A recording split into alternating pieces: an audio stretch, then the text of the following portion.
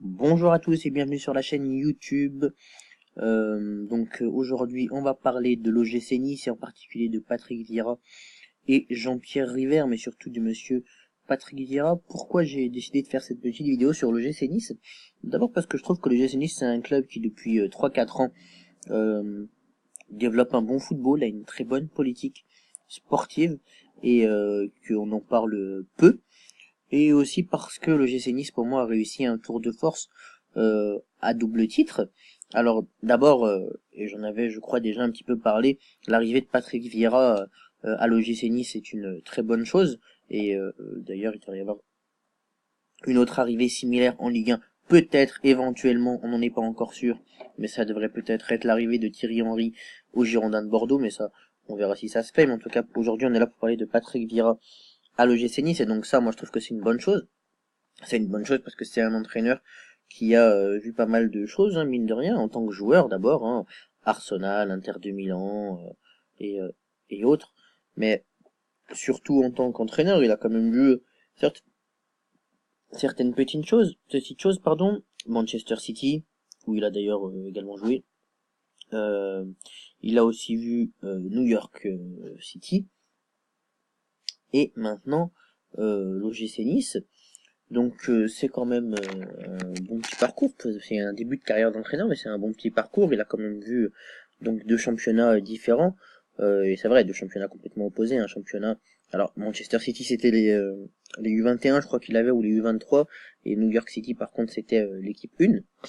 Euh, donc c'est vrai que c'est deux championnats diamétralement opposés. Hein. Le championnat anglais, que ce soit chez les seniors ou en U23, c'est un championnat connu pour je dirais, son intensité physique, euh, la tactique quand même, elle a une grande place en Angleterre, et aussi, et je dirais, pour son beau jeu, hein, c'est un jeu quand même léché en première ligue, enfin en première ligue, du en U23, enfin en Angleterre en général.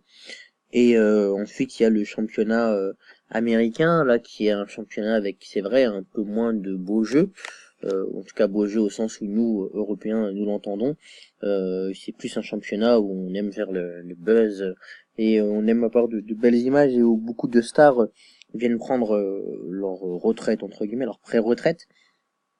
Pirlo, Gerrard, Henry, voilà, plein de joueurs l'ont fait et le font encore actuellement.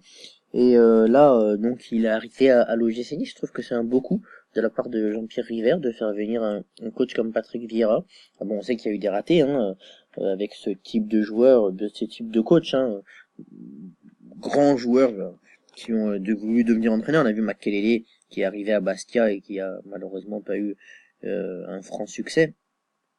Quoique, voilà, maintenant il est à Monaco et il s'en sort bien. Enfin, il n'est pas entraîneur, il a un poste un peu de directeur sportif, mais il s'en sort bien.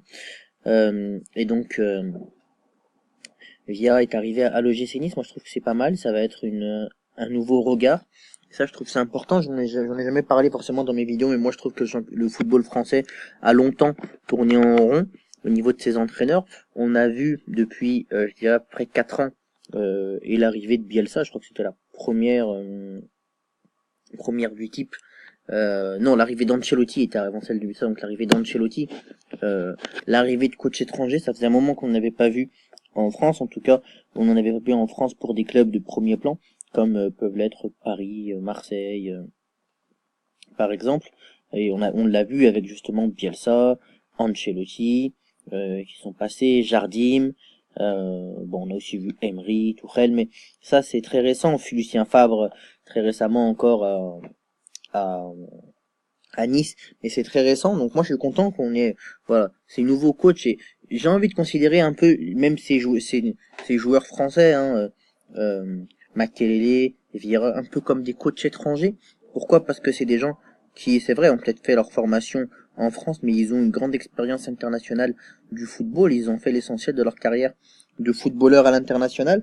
Et moi, je trouve que voilà, ils apportent quelque chose de plus au football français. On en avait marre de voir les mêmes coachs. Je vais citer des noms, c'est pas que j'aime pas ces entraîneurs, mais on voyait toujours les mêmes.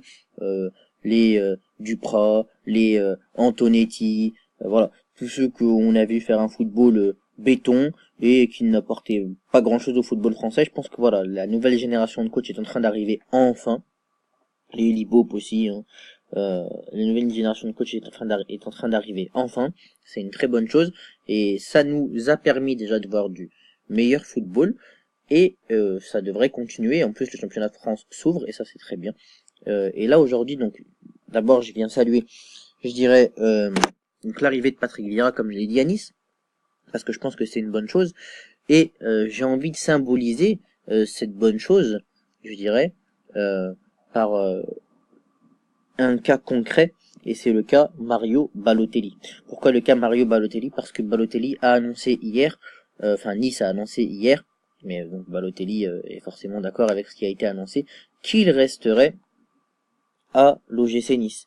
Et ça c'est juste quelque chose qui n'était, je vais dire pas acquis, mais qui n'était pas prévu du tout presque. Il était acquis pour nombre de personnes au début, avant même le début de la Coupe du Monde, que Balotelli irait signer à l'OM ou autre part et qui quitterait l'OGC Nice. Et moi je ne peux m'empêcher, parce que là on entend des gens qui disent oui mais c'est qu'une histoire d'1,5 million que l'OM n'aurait pas voulu donner. Moi je pense que c'est plus que ça. Pas en termes financiers, mais je pense que Vieira, justement parce qu'il a un aura de grand joueur, a été capable d'échanger avec Balotelli et de lui vendre le projet niçois, de lui expliquer quel était l'intérêt pour lui dans sa carrière. Et ça, je trouve que c'est très très bien.